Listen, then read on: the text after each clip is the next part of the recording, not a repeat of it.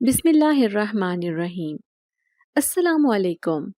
سسرال کے لڑائی جھگڑے اتنے بڑھے کہ ہمیں وہ گھر چھوڑنا ہی پڑا۔ شکر تھا کہ عدنان میرا شوہر مجھ سے بہت محبت کرتا تھا، اسی لیے اس نے اپنے ماں باپ کے دباؤ میں آ کر دوسری شادی نہیں کی اور مجھے لے کر کرائے کے گھر میں آ گیا۔ جلد بازی میں یہ کرائے کا گھر ملا جس کے صحن میں ایک درخت تھا، 2 کمروں کا پرانا مکان تھا، اوپر چھت بھی تھی، وہاں پر بھی ایک سٹور بنا ہوا تھا۔ ہم دونوں نے جن حالات میں گھر چھوڑا تھا یہ ہم ہی جانتے تھے۔ اگر میرے شوہر کا آسرا نہ ہوتا تو کب کی میں خودکشی کر لیتی۔ ظاہر ہے جس طرح سوائے شوہر کے اس دنیا میں کوئی بھی نہ ہو، اس کے لیے اس دنیا میں کیا رہ جاتا ہے۔ آدھی رات کو ہم گھر چھوڑ کر آئے تھے۔ عدنان کے دوست کی مدد سے یہ گھر ملا تھا۔ پھر میں اس گھر کی رات کو ہی صفائی کرنے لگی۔ درخت کے سوکھے پتے پورے صحن میں بکھرے ہوئے تھے۔ صبح تک صفائی کر کے تھک ہار کر میں بستر پر لیٹ گئی تھی۔ ایک چارپائی ہم ساتھ لے کر آئے تھے، تھوڑا سا سامان، بھوک بھی لگ رہی تھی کیونکہ لڑائی جھگڑے میں صبح سے کچھ نہیں کھایا تھا۔ پھر عدنان باہر سے ناشتہ لے کر آئے۔ ہم ناشتہ کر کے گہری نیند سو گئے، لیکن عجیب سی گرمی کے احساس سے میری آنکھ کھلی۔ جیسے ہی میں نے باہر صحن میں آ کر دیکھا تو بے اختیار میرے منہ سے چیخ نکل گئی۔ ایک ناقابل یقین منظر میری آنکھوں کے سامنے تھا۔ میرا نام دردانہ ہے۔ میں ایک شادی شدہ 26 سال کی عورت تھی۔ میری شادی کو 10 سال ہو گئے تھے، لیکن میں ابھی تک بے اولاد تھی۔ یہی وجہ تھی کہ مجھے سسرال والے بانجھ کہتے تھے۔ شادی سے پہلے والی بھی میری زندگی کچھ اچھی نہ گزری تھی۔ باپ کا تو بچپن میں ہی انتقال ہو گیا تھا۔ ماں نے جیسے مجھے اور میرے بڑے بھائی کو پالا تھا یہ وہی جانتی تھی۔ لوگوں کی چاکری کر کے 4 برتن دھو کر اس نے ہمیں پال پوس کر جوان کیا تھا، لیکن خود کو بیماری لگا بیٹھی اور ہماری شادی کرنے سے پہلے ہی وہ فوت ہو گئی۔ مجھ پر تو قیامت ٹوٹ پڑی تھی۔ میں اس وقت صرف 14 سال کی تھی، جبکہ بھائی 20 سال کا تھا۔ جلد بازی میں محلے پڑوس کی ایک عورت نے بھائی کی شادی کروا دی، لیکن آنے والی لڑکی انتہائی تیز ترار اور مکار تھی۔ اس نے مجھ سے اس قدر لڑائی جھگڑے کیے کہ بھائی نے فقط 16 سال کی عمر میں ہی مجھے رخصت کر دیا۔ زندگی کے بہت سے بھیانک چہرے میں دیکھ چکی تھی، لیکن اب ڈر بھی لگ رہا تھا کہ آنے والی زندگی کیسی ہوگی۔ لیکن جیسے ہی میں نے اپنے شوہر عدنان کو دیکھا تو پہلی محبت کیا ہوتی ہے یہ مجھے عدنان کو دیکھ کر محسوس ہوا۔ مجھے ان سے بے پناہ محبت ہو گئی تھی اور عدنان بھی میرا بہت خیال رکھتے تھے، لیکن میرے سسرال والے اس بات پر بہت جلتے۔ میری ساس نے تو مجھ پر ظلم و ستم کی انتہا کر دی، کیونکہ وہ یہ بات اچھی طرح جانتی تھی کہ میرا اس دنیا میں سوائے عدنان کے اور کوئی بھی نہیں ہے۔ بھائی تو شادی کے بعد مجھ سے ایک دفعہ بھی ملنے نہیں آیا۔ میں خود بھی ان سے ملنے نہیں جانا چاہتی تھی۔ میکے کا تو کوئی آسرا ہی نہیں تھا، لیکن عدنان کے ہوتے ہوئے مجھے اپنی زندگی مکمل لگتی۔ پھر جیسے ہی شادی کو 5 سال ہوئے تو لوگوں نے مجھے تانے دینے شروع کر دیے کہ یہ بانجھ عورت تو عدنان کے بچے پیدا نہیں کرے گی۔ میں اس بات پر دن رات روتی۔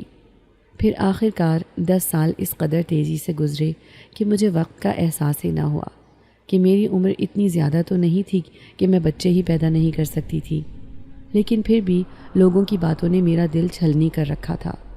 میرا بس نہیں چل رہا تھا کہ کوئی جادو کی چھڑی گھمائے اور میری گود میں فٹ سے بچہ آ جائے۔ سسرال والوں نے عدنان کو بھڑکا بھڑکا کر میرا جینا حرام کر رکھا تھا۔ وہ دن رات میرے شوہر کو یہی کہتے کہ وہ دوسری شادی کر لے اور اس بانجھ عورت کو طلاق دے دے۔ ایک دن تو میری ساس نے یہ اعلان کیا کہ اگر عدنان نے دوسری شادی نہیں کی اور ان کا کوئی وارث اس دنیا میں نہیں آیا تو وہ اپنی جائیداد سے عدنان کو آگ کر دیں گی۔ اس کا بڑا بھائی تو یہ سن کر بہت زیادہ خوش تھا کہ پورا گھر اس کے نام ہو جائے گا، لیکن عدنان مجھے کسی صورت چھوڑنے کو تیار نہیں تھے۔ ان کی یہی محبت میرا جینے کا سہارا تھی۔ پھر اس رات اس قدر زوردار لڑائی ہوئی کہ ہم نے گھر چھوڑ دینا ہی مناسب سمجھا اور عدنان نے جلد بازی میں ایک کرائے کا گھر لے لیا۔ یہ گھر دیکھنے میں تو بہت اچھا تھا، لیکن بہت پرانا، جگہ جگہ سے پلستر بھی اڑا ہوا تھا اور صحن بھی کچا پکا سا تھا، لیکن رہنے کے لائق تھا۔ لیکن جیسے ہی میں اس درخت کے پاس آئی تو مجھے کچھ عجیب سا محسوس ہوا۔ یہاں پر لال رنگ کا دھاگا جگہ جگہ پر بندھا ہوا تھا، ایک شاخ سے لے کر دوسری شاخ تک۔ پھر میں نے ان باتوں پر زیادہ دھیان نہیں دیا، دل میں خیال آیا کہ جب رہنا ہے تو دل پکا کر لینا ہے۔ پھر عدنان بھی ایک فیکٹری میں کام کرتے تھے۔ پہلے وہ وہاں مزدوری کرتے تھے، لیکن پھر سپروائزر کی نوکری ملی تو تنخواہ بھی بڑھ گئی تھی، اور اب تو پھر ہم نے اکیلے ہی اپنی زندگی گزارنی تھی۔ سسرال والوں کا بھی سہارا نہیں تھا، اسی لیے میں ان کا ہر طریقے سے ساتھ دینا چاہتی تھی۔ پھر عدنان تو نوکری پر چلے گئے، لیکن میں گھر میں اکیلی تھی۔ میں گھر کی صفائی کر رہی تھی، جیسے ہی صحن میں جھاڑو لگانے لگی، اچانک ہی اس درخت کے اندر سے عجیب و غریب سی آواز آئی، جیسے کوئی درد سے تڑپ رہا ہو۔ کراہنے کی آواز اس قدر عجیب تھی کہ میں بری طرح ڈر کر اندر بھاگ گئی۔ میں حیرانی سے سوچ رہی تھی کہ یہ کیسی آواز ہے۔ پھر جیسے ہی باہر آ کر صفائی کرنے لگی، آواز بھی خود بخود بند ہو گئی۔ جلدی جلدی صحن کی صفائی کر کے میں نے پورا گھر صاف کیا، لیکن تھوڑی ہی دیر بعد پڑوس میں رہنے والی ایک عورت مجھ سے ملنے چلی آئی۔ وہ ناقدانہ نگاہوں سے میرا جائزہ لے رہی تھی، پھر مجھے دیکھتے ہوئے کہنے لگی، کیا تم دونوں میاں بیوی اکیلے ہی آئے ہو؟ میں نے شرمندگی سے ہاں میں سر ہلا دیا اور کہنے لگی کہ جی ہاں، دراصل ہمارے بچے نہیں ہیں۔ یہ سن کر وہ افسوس بھری نگاہوں سے مجھے دیکھتے ہوئے کہنے لگی، اوہو، کتنے سال ہو گئے شادی کو؟ تو میں اس سے کہنے لگی کہ ہماری شادی کو 10 سال ہو گئے ہیں۔ پھر وہ کہنے لگی، ایک تو تم بانجھ ہو، تو دوسری طرف تم نے یہ گھر کرائے پر لے لیا۔ دیکھو، میرا مشورہ تو یہی ہے کہ جتنی جلدی ہو سکے یہ گھر خالی کر دو، کیونکہ یہ گھر منحوس ہے۔ کیا تمہیں اس گھر کے در و دیوار سے ٹپکتی ہوئی وحشت دکھائی نہیں دیتی؟ وہ مجھے ڈرا رہی تھی۔ میرے بھی دل میں خیال آیا کہ میں نے اس درخت کے اندر سے عجیب و غریب آوازیں سنی تھیں۔ پھر میں نے اس عورت کی بات کو نظر انداز کیا اور اسے کہنے لگی کہ ہماری کچھ مجبوریاں ہیں، اسی وجہ سے ہم نے یہ گھر کرائے پہ لیا ہے۔ وہ کہنے لگی، ہاں یہ تو ٹھیک ہے، لیکن پھر بھی میری بات پر دھیان دینا۔ مجھے خوف میں مبتلا کر کے وہ چلتی بنی، جبکہ میں پریشانی سے بیٹھی رہ گئی۔ ابھی عدنان بھی اپنے گھر والوں سے الگ ہو کر بہت پریشان تھے، اور میں ان کی پریشانی میں اضافہ نہیں کرنا چاہتی تھی، اسی لیے میں نے یہ بات ان سے چھپا لی تھی۔ ہر روز اس درخت کے پتے اس قدر جھڑتے کہ صحن میں پتوں کا رش ہو جاتا، وہ مجھے ہی صاف کرنا پڑتا تھا، لیکن اکثر ہی اس درخت کے اندر سے عجیب سی آوازیں آتی تھیں، درد سے کراہنے کی آوازیں، جیسے کوئی تکلیف میں مبتلا ہو۔ پھر اس دن جو واقعہ میرے ساتھ پیش آیا، اس نے میرے ہوش اڑا دیے تھے۔ جب میں حسب معمول صحن کی صفائی کر رہی تھی، عدنان اپنی نوکری پر جا چکے تھے، لیکن اس درخت کے اندر سے ایک عجیب سی آواز آئی، لڑکی میری مدد کرو۔ یہ آواز اس قدر واضح تھی کہ میرے رونگٹے کھڑے ہو گئے۔ میں نے جھاڑو وہیں پھینکی اور بھاگتی ہوئی کمرے میں چلی گئی۔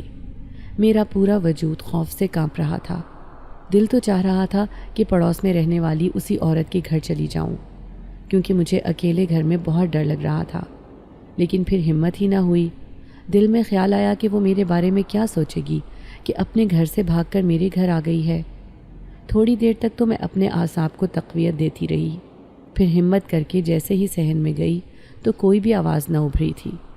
ڈرتے ڈرتے پورے صحن کی صفائی کی، پھر کچن میں جا کر برتن دھونے لگی، لیکن ایسے لگ رہا تھا جیسے درخت کے اندر چھپا کوئی شخص مجھے گھور رہا ہو۔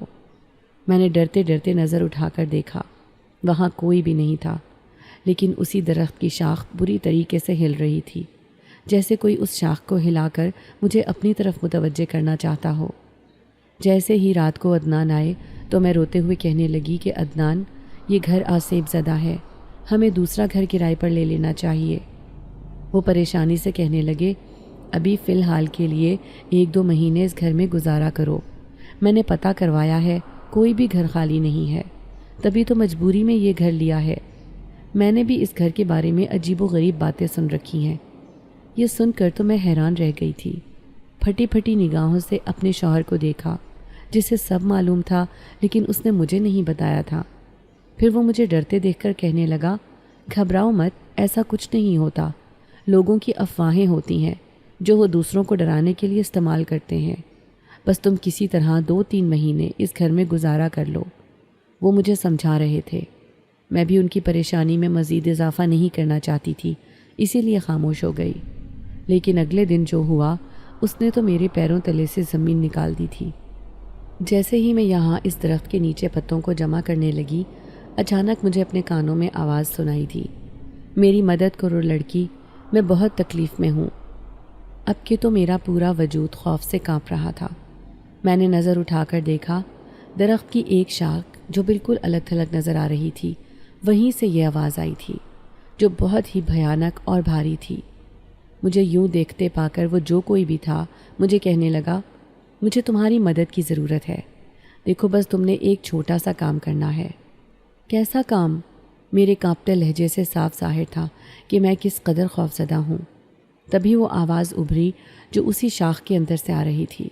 پھر وہ کہنے لگا کہ یہ جو لال رنگ کا دھاگا درخت سے لپٹا ہوا ہے، اس سارے دھاگے کو جمع کر کے جلا ڈالو۔ اگر تم نے یہ کام کر دیا تو سمجھ لو کہ تم دنیا کی سب سے خوش نصیب عورت کہلاؤ گی۔ خوف سے میں بے ہوش ہونے کو تھی۔ میں سمجھ گئی کہ ضرور یہ کوئی آسیبی معاملہ ہے جو مجھے وہ جو کوئی بھی تھا ایسا کام کرنے کے لیے کہہ رہا تھا۔ میں نے اس بات کو نظر انداز کیا اور گھبرا کر اندر کمرے میں آ گئی۔ شام کو تھکے ہارے عدنان آئے تو میں ان کے سامنے اس بات کا ذکر بھی نہ کر سکی، کیونکہ میں اچھی طرح جانتی تھی کہ وہ پورا دن کام کرتے ہیں، باہر کے لوگوں کی باتیں سنتے ہیں۔ ایسے میں بھی اگر انہیں گھر کی پریشانیوں میں مبتلا رکھوں گی تو ان کا ذہنی سکون تباہ ہو جائے گا۔ خاموشی سے انہیں کھانا وغیرہ دیا، لیکن انہوں نے میری آنکھوں میں خوف پڑھ لیا تھا، میں جو بار بار اسی درخت کو دیکھ رہی تھی۔ پھر وہ کہنے لگے، میں جانتا ہوں کہ تمہیں اس گھر میں بہت ڈر لگتا ہے، لیکن بس میری خاطر 2 مہینے اور برداشت کر لو۔ دیکھو رات کو تو ہم دونوں سکون سے سوتے ہیں، ہمیں کچھ بھی ایسا ویسا محسوس نہیں ہوتا، لیکن اگر تمہیں دن میں ڈر لگتا ہے تو تم پڑوس میں رہنے والے کسی بچے کو اپنے پاس رکھ لیا کرو۔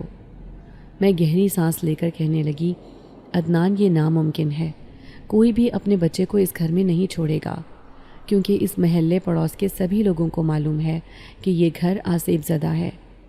تبھی عدنان کی نظر اس درخت پر پڑی اور سوچتے ہوئے کہنے لگے، جانتی ہو یہ درخت کتنا پرانا ہے؟ اس درخت کو 100 سال ہو گئے ہیں، لیکن کوئی بھی اس درخت کو کاٹنے میں کامیاب نہیں ہوا۔ میں نے محلے میں رہنے والے ایک آدمی کی زبانی سنا ہے کہ اس گھر میں جو بھی رہتا ہے وہ آسیب کا شکار ہو جاتا ہے، لیکن ہمیں ابھی اپنے حالات کا مقابلہ کرنا ہے، ان سب چیزوں کو نظر انداز کر کے۔ میں خوف سے کانپتے ہوئے عدنان سے کہنے لگی، خدا کے لیے عدنان، رات کا وقت ہے، مجھ سے ایسے ہی جنات کی باتیں نہ کریں، مجھے بہت ڈر لگتا ہے۔ میری شکل رونے والی ہو رہی تھی۔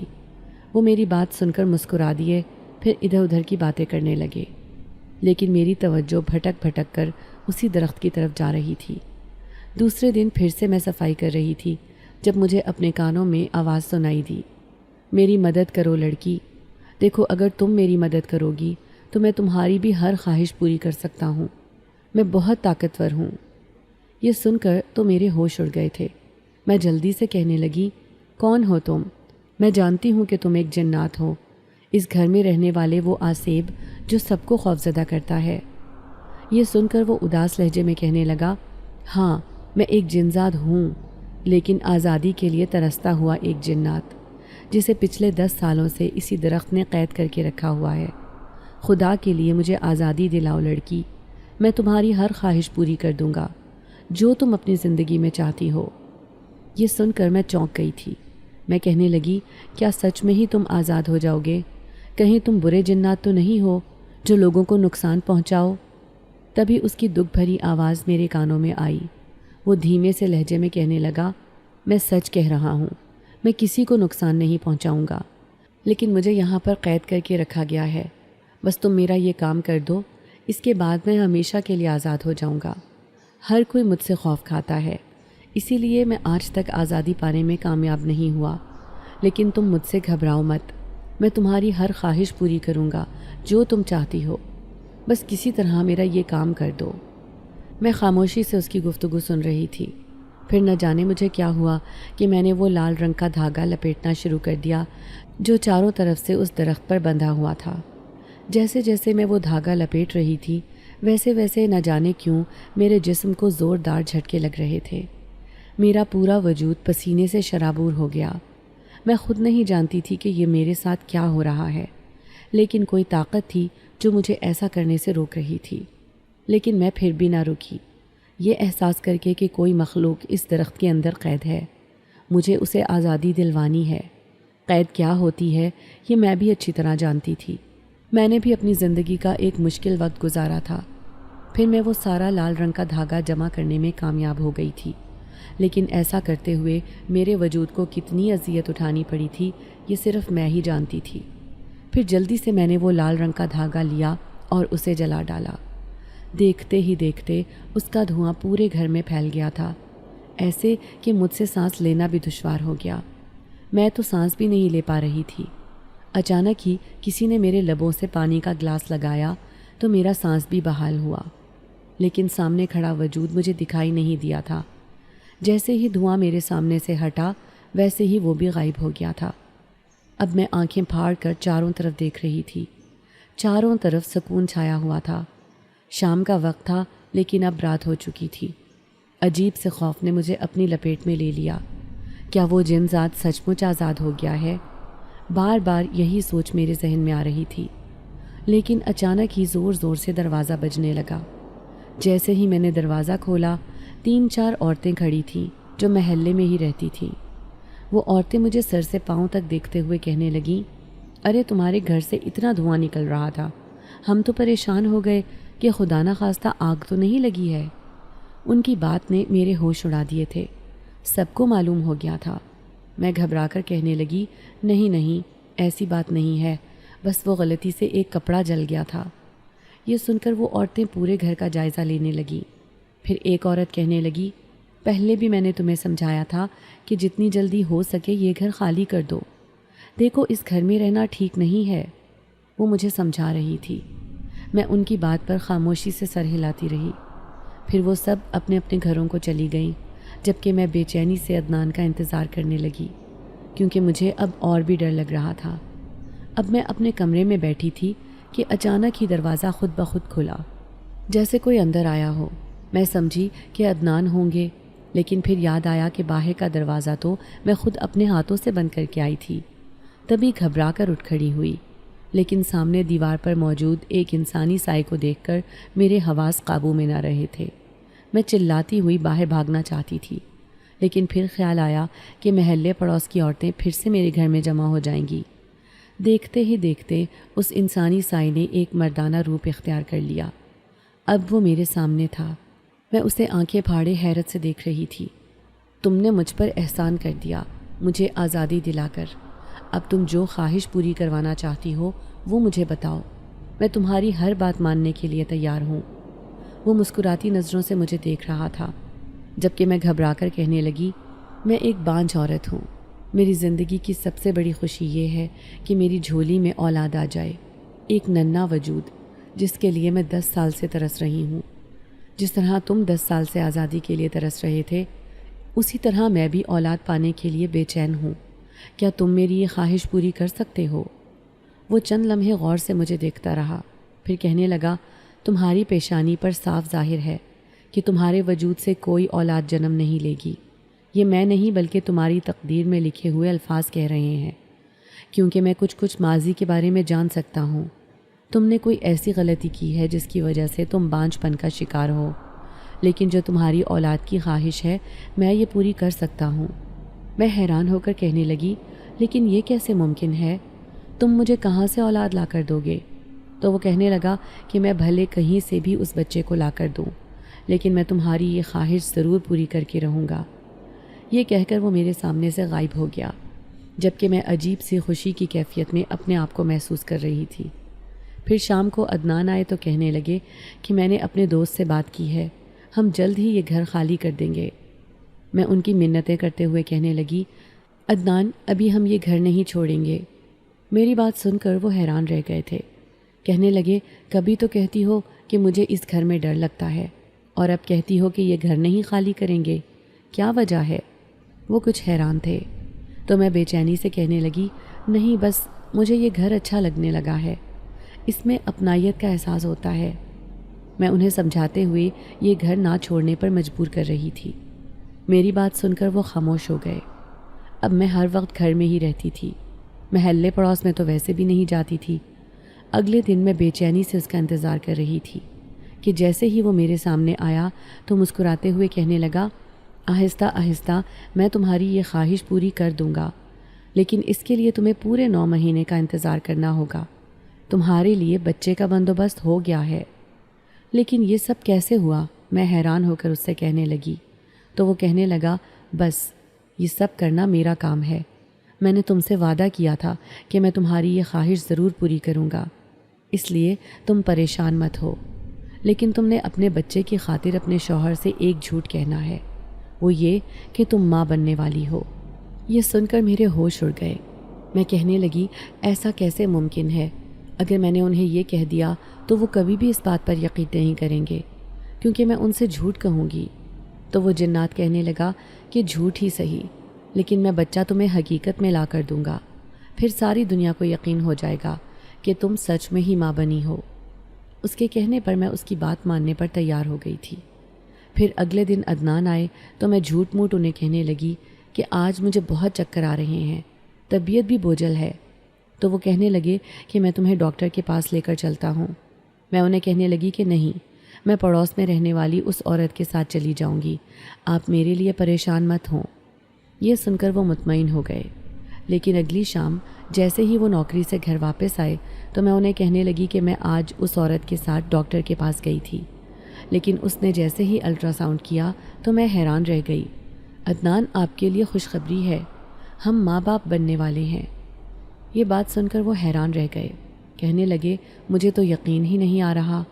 لیکن جب میں نے اسے وہ رپورٹ دکھائی جو میں نے ڈاکٹرنی سے بنوا لی تھی تو یہ سن کر وہ بہت خوش ہوئے، کہنے لگے اس گھر میں آ کر تو ہمارے نصیب ہی کھل گئے۔ میں بھی بہت خوش تھی، لیکن مجھے اپنے جھوٹ پر بہت پچھتاوا ہو رہا تھا۔ ایسے لگ رہا تھا جیسے میں اپنے شوہر کو دھوکہ دے رہی ہوں، لیکن اپنی اولاد کی خواہش پوری کرنے کے لیے میں کچھ بھی کر سکتی تھی۔ پھر آہستہ آہستہ عدنان کے گھر والوں کو بھی یہ بات پتہ چل گئی کہ میں حاملہ ہوں۔ یہ بات جان کر اس کی ماں مجھ سے ملنے آئی تھی۔ اس نے مجھے سر سے پاؤں تک دیکھا اور کہنے لگی، کیا تم میرے بیٹے کے ساتھ کوئی کھیل تو نہیں کھیل رہی؟ مجھے تو یقین نہیں آتا کہ تم ماں بننے والی ہو۔ میں سر جھکا کر کہنے لگی، یہ کوئی کھیل نہیں ہے، میں سچ مچ ہی ماں بننے والی ہوں، وہ بھی عدنان کے بچے کی۔ خدا سنتا ضرور ہے، بھلے دیر سے صحیح۔ جس طرح وہ آئی تھی اسی طرح خاموشی سے واپس چلی گئی، حالانکہ میں بہت ڈر رہی تھی۔ لیکن اگلی رات کوئی میرے کان میں سرگوشی کرنے لگا۔ وہ کہنے لگا کہ جیسے ہی 9 مہینے گزریں گے میں وہ بچہ تمہیں لا کر دے دوں گا، پھر تمہارے شوہر کو یقین آ جائے گا کہ جو بھی تم نے کہا ہے وہ جھوٹ نہیں ہے۔ میں اس سے کہنے لگی کہ یہ ایک جھوٹ ہے، میں اس بات پر شرمندہ ہوں۔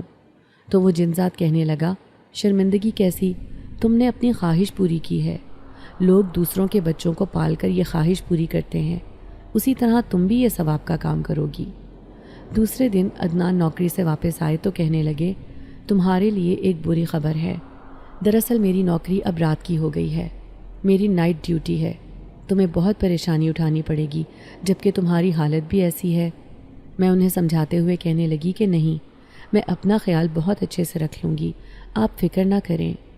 میں اس بات پر اور بھی خوش ہو گئی تھی کہ اچھا ہے عدنان کو زیادہ توجہ مجھ پر دینے کا موقع نہیں ملے گا، رات کو وہ ڈیوٹی پر ہوں گے تو دن میں سوئے رہیں گے، اس طرح میرے لیے آسانی رہے گی، میرے جھوٹ کا پردہ بھی فاش نہیں ہوگا۔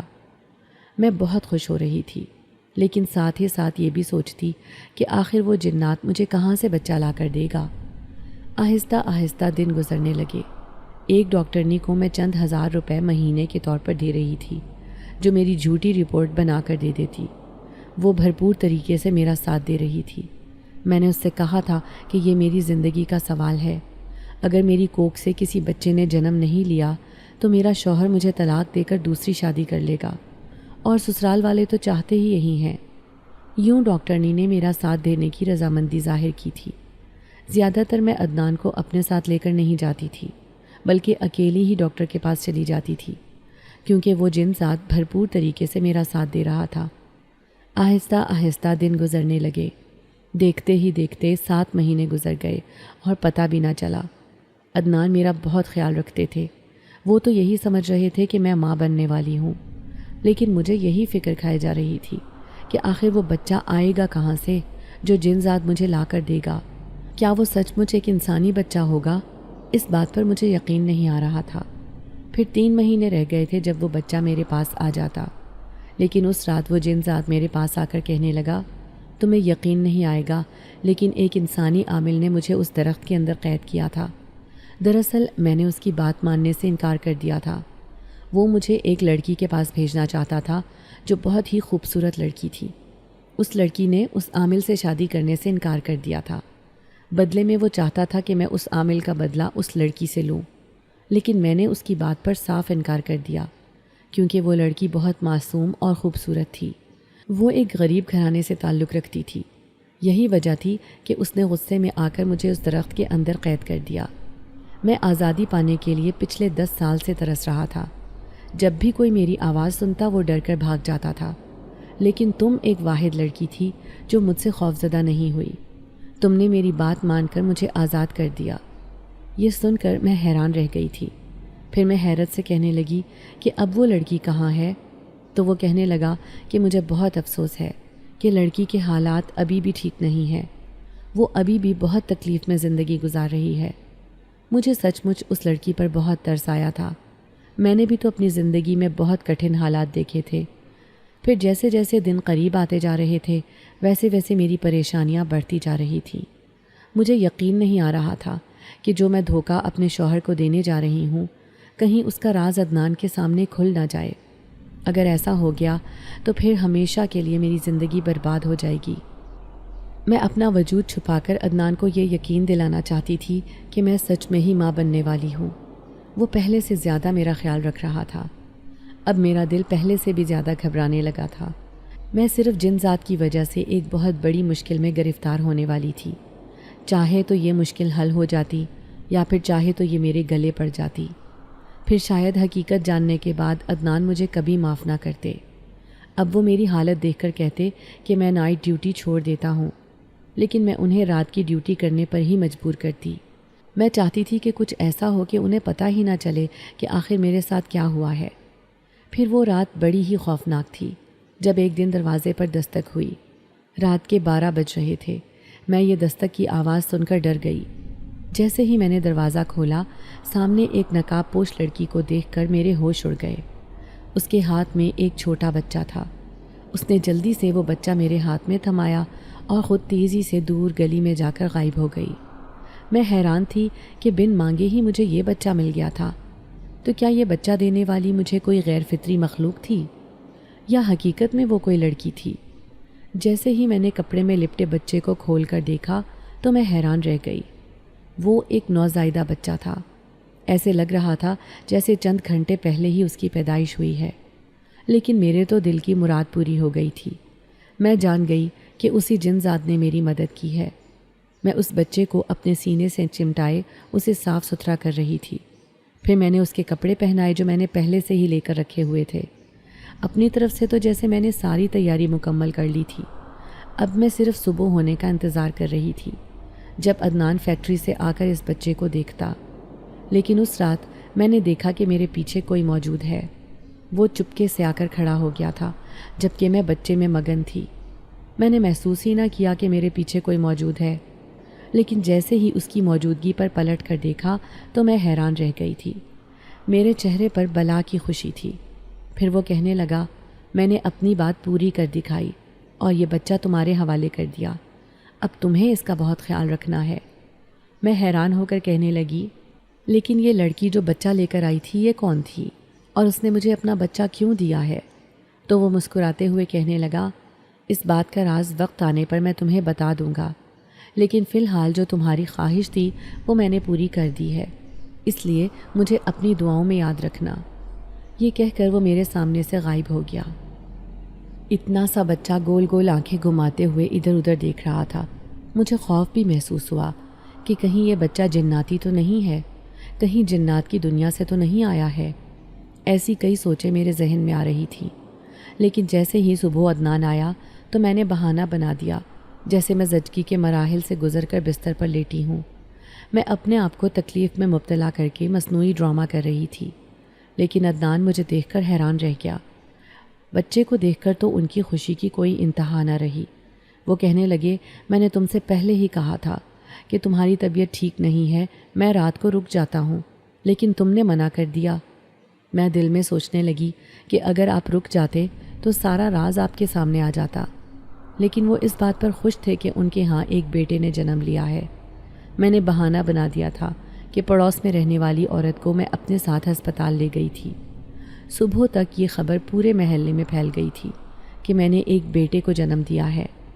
اس آسیب زدہ گھر میں رہتے ہوئے بھلا مجھے کوئی خوشی کیسے مل سکتی تھی؟ کسی کو بھی یقین نہیں آ رہا تھا۔ جوں جوں عورتیں آ کر بچے کو دیکھتیں تو حیران رہ جاتیں۔ بچہ بہت ہی خوبصورت اور صحت مند تھا، لیکن مجھے وہ لڑکی بھی اچھی طرح یاد تھی جو اندھیری رات میں مجھے بچہ دے کر گئی تھی۔ وہ بھی تو بہت خوبصورت تھی، لیکن اس نے مجھے ایک لفظ بھی نہیں کہا، خاموشی سے بچے کو تھمایا اور دور اندھیرے میں جا کر غائب ہو گئی تھی۔ پھر میری ساس بھی بچے کو دیکھنے آئی۔ میرا شوہر بہت ہی خوش تھا، بار بار مجھ سے پوچھتا کہ ہم اپنے بچے کا نام کیا رکھیں۔ میں نے ان سے کہا کہ جو آپ کا دل چاہتا ہے وہی نام رکھیں۔ پھر انہوں نے بچے کا نام رحمان رکھا تھا، جو مجھے بہت پسند آیا۔ اس دن کے بعد سے مجھے اس گھر میں ذرا بھی خوف محسوس نہیں ہوا۔ ایسے لگتا تھا کہ وہ جن ذات آزاد ہونے کے بعد واپس اپنی دنیا میں لوٹ گیا ہے، لیکن مجھے میری زندگی کی سب سے بڑی خوشی دے گیا تھا۔ پھر اس دن میں گھر میں اکیلی تھی، شام کا وقت تھا، عدنان کے آنے میں ابھی وقت تھا۔ میں بچے کو سلا کر کچن میں آ کر کھانا پکانے کی تیاری کر رہی تھی جب دروازے پر زوردار دستک ہوئی۔ میں حیران تھی کہ اس وقت کون آ گیا۔ جیسے ہی میں نے دروازہ کھولا، سامنے کھڑی لڑکی کو دیکھ کر میں خوفزدہ ہو گئی۔ یہ وہی نقاب پوش لڑکی تھی، اس بچے کی ماں۔ کون ہو تم اور یہاں کیوں آئی ہو؟ میں اسے دیکھ کر خوفزدہ ہو گئی تھی۔ کہیں یہ بچے کو لینے تو نہیں آئی؟ اس نے ملتجی نگاہوں سے مجھے دیکھا، پھر روتے ہوئے کہنے لگی، میں صرف ایک بار اپنے بچے کو دیکھنے آئی ہوں۔ میں نے اسے بچے کو دیکھنے کی اجازت دے دی تھی، لیکن مجھے ڈر بھی لگ رہا تھا کہ کہیں یہ بچے کو اٹھا کر نہ لے جائے۔ میری تو دنیا ہی لٹ جائے گی۔ یہ بچہ میرے جینے کی وجہ تھی۔ وہ آنسو بھری نظروں سے بچے کو دیکھتی مسلسل روئے جا رہی تھی۔ کیا یہ بچہ تمہارا ہے؟ آخر کار میں نے اپنے دل کی بات پوچھ لی تھی۔ اس نے ہاں میں سر ہلایا، پھر مجھے دیکھتے ہوئے کہنے لگی، لیکن فکر نہ کرو، میں کبھی بھی اسے اپنے ساتھ لے کر نہیں جاؤں گی، یہ ہمیشہ تمہارے پاس رہے گا۔ یہ سن کر تو میں خوشی سے جھوم اٹھی تھی۔ پھر وہ روتے ہوئے کہنے لگی، ایک لڑکی بھلا ایک بچے کو کیسے اپنے پاس رکھ سکتی ہے؟ یہ سن کر تو میرے پیروں تلے سے زمین نکل گئی تھی۔ ضرور اس کے ساتھ کوئی برا حادثہ ہوا تھا جس کی وجہ سے وہ یہ بات کہہ رہی تھی۔ کیا تمہاری شادی نہیں ہوئی؟ پھر تم نے اس بچے کو کیسے جنم دیا؟ اس نے سر اٹھا کر مجھے دیکھا، پھر کہنے لگی، یہ بات تم اسی جنزات سے پوچھ لینا، وہ تمہیں ساری کہانی بتا دے گا۔ پھر اس نے بچے کو پیار کیا اور چپ چاپ جس طرح آئی تھی اسی طرح واپس چلی گئی۔ اب وہ میرے لیے ایک نئی کہانی چھوڑ گئی تھی، اور میں یہ بات جاننے کے لیے بے چین تھی کہ آخر اس کے ساتھ کیا ہوا ہوگا۔ عدنان اور میری تو گویا زندگی ہی خوبصورت ہو گئی تھی۔ ہم دن رات اس بچے میں کھوئے رہتے تھے، لیکن مجھے ایک دھڑکا سا لگا رہتا تھا کہ جو اس بچے کی ماں ہے کہیں وہ اسے اپنے ساتھ نہ لے جائے۔ اس بات کو یقین میں بدلنے کے لیے میں اس جن ذات سے کچھ ملاقات کرنا چاہتی تھی، لیکن وہ اتنے دن سے میرے سامنے نہیں آیا تھا۔ اس رات میں اکیلی ہی تھی کیونکہ عدنان کی ڈیوٹی بچے کی پیدائش کے بعد دن کی تو ہو گئی تھی، لیکن وہ کبھی کبھار رات میں بھی چلے جاتے تھے۔ میں سو رہی تھی جب مجھے اپنے کانوں میں سرگوشی سنائی دی، کیا تم نے مجھے یاد کیا تھا؟ میں نے فوراً ہی آنکھیں کھول کر دیکھا اور میں جھٹکے سے اٹھ کھڑی ہوئی۔ کیا تم اپنی دنیا میں واپس لوٹ گئے ہو؟ اب کبھی بھی یہاں نہیں آؤ گے؟ اس نے نفی میں سر ہلایا اور کہنے لگا، مجھے 10 سال بعد آزادی ملی ہے، اس لیے میں بھلا واپس کیوں آؤں گا؟ لیکن تمہیں کوئی پریشانی تو نہیں؟ جب بھی تمہیں کوئی پریشانی ہو مجھے ضرور بتانا، میں تمہاری ہر پریشانی دور کرنے کی کوشش کروں گا۔ یہی تو میں چاہتی تھی کہ میں اس سے یہ بات بتا دوں، اس لیے بے چینی سے کہنے لگی، میرے بچے کی حقیقی ماں اس سے ملنے آئی تھی، مجھے ڈر ہے کہ کہیں وہ اس بچے کو واپس نہ لے جائے۔ یہ سن کر وہ مسکرایا اور کہنے لگا، وہ کبھی بھی اسے واپس نہیں لے کے جائے گی، کیونکہ اس نے پوری دنیا سے یہ بات چھپائی تھی کہ وہ حاملہ ہے۔ یہ بات صرف میں جانتا تھا۔ وہ تو اس بچے کو مار دینا چاہتی تھی، پیٹ میں ہی، لیکن میں نے اسے ایسا کرنے سے منع کیا۔ یہ سن کر میں حیران رہ گئی تھی۔ تو وہ کہنے لگا کہ یہ ایک رات کی بات ہے، میں نے تم سے وعدہ کیا تھا کہ میں تمہاری اولاد کی خواہش ضرور پوری کروں گا، اس لیے اب میں کسی عورت کو تلاش کرنا چاہتا تھا جو اپنا بچہ مجھے دینے کے لیے تیار ہو جائے، جسے بچے کی ضرورت نہ ہو۔ ویسے تو میں نے کئی جگہ پر تلاش کیا تھا، لیکن مجھے کوئی بھی فائدہ نہیں ہوا۔ پھر اس رات میں آ رہا تھا جب میں نے ایک خوبصورت لڑکی کو اکیلے سڑک پر جاتے ہوئے دیکھا۔ وہ لڑکی رو رہی تھی، جیسے بہت غم میں مبتلا ہو۔ میں اس کے سامنے جا کر کہنے لگا کہ تمہیں کیا ہوا ہے؟ تم کیوں رو رہی ہو؟ تو وہ لڑکی روتے ہوئے کہنے لگی، میرے ساتھ ایک حادثہ ہو گیا تھا جس کی وجہ سے میں حاملہ ہو گئی ہوں۔ میری عزت برباد ہو گئی ہے۔ اب میرے گھر والوں کو پتہ چلے گا تو وہ مجھے جان سے مار دیں گے، اس لیے میں اس بچے کو مارنا چاہتی ہوں۔ میں میڈیکل سٹور سے دوائیاں لینے جا رہی ہوں۔ یہ سن کر میں حیران رہ گیا تھا۔ مجھے جس لڑکی کی تلاش تھی وہ میرے سامنے آ گئی تھی۔ میں اسے کہنے لگا کہ تم اس بچے کو نہ مارو، بھلے اسے میرے حوالے کر دینا۔ یہ سن کر وہ حیران رہ گئی، کہنے لگی، ایسا کیسے ممکن ہے؟ سب کو پتہ چل جائے گا کہ میں حاملہ ہوں۔ تو میں اسے کہنے لگا کہ میں ایک جنزاد ہوں، اپنی طاقت سے میں ایک ایسا عمل کروں گا جس کی وجہ سے کسی کو بھی معلوم نہیں ہوگا کہ تم حاملہ ہو، اور جیسے ہی تمہارا بچہ اس دنیا میں آ جائے گا میں تمہیں ایک عورت کا پتہ بتاؤں گا، اس بچے کو تم وہاں چھوڑ کر آ جانا۔ وہ لڑکی ایک غریب گھر سے تعلق رکھتی تھی۔ جب میں نے اسے کہا کہ میں اس بچے کے بدلے میں تمہیں مالا مال کر دوں گا، اپنی دنیا کا سب سے قیمتی خزانہ تمہارے حوالے کروں گا، تو وہ یہ سن کر خوش ہو گئی تھی۔ کہنے لگی، ٹھیک ہے، اگر تم میرا ساتھ دو گے تو میں اس بچے کو جنم دے سکتی ہوں، لیکن کسی کو پتہ نہ چلے کہ میری کیسی حالت ہے۔ تو میں نے اپنی طاقت سے خاص عمل کیا، کسی کو بھی پتہ نہیں چل سکا کہ وہ 9 مہینے کیسے رہی ہے۔ ادھر میں نے تم سے بھی وعدہ کر لیا تھا کہ میں ہر حال میں اس بچے کو تمہارے پاس لا کر رہوں گا۔ پھر 9 مہینے ایسے گزرے کہ پتہ ہی نہ چلا۔ پھر اس رات کو وہ لڑکی اس بچے کو تمہارے حوالے کر کے چلی گئی تھی۔ مجھے بہت خوشی ہوئی، اب یہ بچہ تمہارے پاس ہی رہے گا۔ اس کے بدلے میں نے اسے مالا مال کر دیا ہے۔ وہ اپنے خاندان کے ساتھ بہت اچھی زندگی گزار رہی ہے، لیکن وہ ماں ہے، کبھی کبھار اپنے بچے سے ملنے ضرور آئے گی، اور تم اسے ملنے دینا۔ جنزاد نے تو میرے دل سے ہر خوف ختم کر دیا تھا۔ اب میں بہت خوش ہوئی۔ پھر مجھے یقین ہو گیا کہ اب یہ بچہ ہمیشہ میرے پاس ہی رہے گا۔ پھر دھیرے دھیرے میرا بچہ بڑا ہونے لگا۔ اب وہ 1 سال کا ہو گیا تھا۔ 1 سال میں صرف 2 دفعہ ہی اس کی ماں اس سے ملنے آئی تھی، لیکن جب وہ دیکھتی کہ میں اس کا کتنا خیال رکھتی ہوں، ایک بانجھ عورت جو کبھی ماں نہیں بن سکتی تھی، اس نے میری جھولی بھر دی تھی اپنی اولاد دے کر۔ اس سے بھلا خوشی کی اور کیا بات ہو سکتی تھی؟ پھر ایک دن عدنان آ کر کہنے لگے، یہ بچہ تو ہمارے لیے خوش قسمت ثابت ہوا ہے، دیکھو میری ترقی ہو گئی، اب میں مینیجر بن گیا ہوں۔ یہ سن کر تو میری حیرت کی انتہا نہ رہی۔ ان کی تنخواہ میں بھی اضافہ ہو گیا تھا۔ پھر 2-3 سال بعد ہی ہم نے اپنا ذاتی گھر خرید لیا۔ رحمان تو میری زندگی کا سرمایہ تھا۔ میرے سسرال والے بھی حیران ہوتے تھے کہ آخر ایک بانجھ عورت کیسے بچے کو پیدا کر سکتی ہے۔ پھر دھیرے دھیرے میری قسمت ایسے بدلی کہ مجھے پتہ ہی نہ چلا کب میں ایک بنگلے کی مالکن بن گئی تھی۔ میرا بچہ دنیا کا خوش قسمت ترین بچہ تھا۔ کبھی کبھار میں اسے لے کر اس کی ماں کے پاس بھی ملوانے چلی جاتی تھی۔ پھر ایک دن عدنان آ کر کہنے لگے کہ وہی گھر فروخت ہو رہا ہے، بھلا کون لے گا اس آصف زدہ گھر کو؟ میں فوراً کہنے لگی، عدنان آپ اس گھر کو خرید لیں۔ آپ کو یاد نہیں کہ اس گھر میں آنے کے بعد ہماری قسمت بدل گئی، ہمارا بچہ بھی اس دنیا میں آ گیا، اس لیے میں چاہتی ہوں کہ میں اس جگہ کو خرید کر وہاں پر ایک مدرسہ بناؤں، یہ میری دلی خواہش ہے۔ عدنان کہنے لگا، تو تم میری سب سے بڑی خوشی ہو، میں تمہاری ہر خوشی پوری کروں گا۔ عدنان نے میرے کہنے پر وہ گھر لے لیا تھا۔ پھر اس دن میں رحمان کو لے کر اس گھر میں گئی تو مجھے وہی درخت نظر آیا۔ سب لوگ کہتے تھے کہ یہ درخت کبھی بھی کوئی کاٹنے میں کامیاب نہیں ہوا۔ میں بھی اسے کٹوانا نہیں چاہتی تھی، بلکہ میں چاہتی تھی کہ اس کے سائے میں بچے قرآن پاک پڑھیں، اللہ کو یاد کریں۔ لیکن مجھے ایک ڈر تھا کہ کہیں عدنان کے سامنے میرا یہ راز نہ آ جائے کہ یہ بچہ میرا نہیں بلکہ کسی اور کا ہے۔ میں اس دن سے بہت ڈرتی تھی، لیکن ایک دن عدنان سے میں نے یہ بات کرنے کا فیصلہ کر لیا۔ پھر چاہے وہ مجھے چھوڑتا یا پھر مجھے قبول کرتا، مجھے کوئی ڈر نہیں تھا، لیکن میں یہ سچ عدنان کو بتانا چاہتی تھی۔ پھر جب میں نے اسے یہ بات بتائی تو وہ کہنے لگا، مجھے پہلے سے ہی سب معلوم ہے۔ یہ سن کر میں حیران رہ گئی تھی، تو وہ مسکراتے ہوئے کہنے لگا، میں جانتا ہوں کہ یہ بچہ تم نے کسی لڑکی سے بول لیا ہے، اور یہ حقیقت بتانے والا مجھے ایک اجنبی ہے۔ اس نے مجھے اس بچے کی پیدائش کے 1 سال بعد یہ بات بتائی تھی۔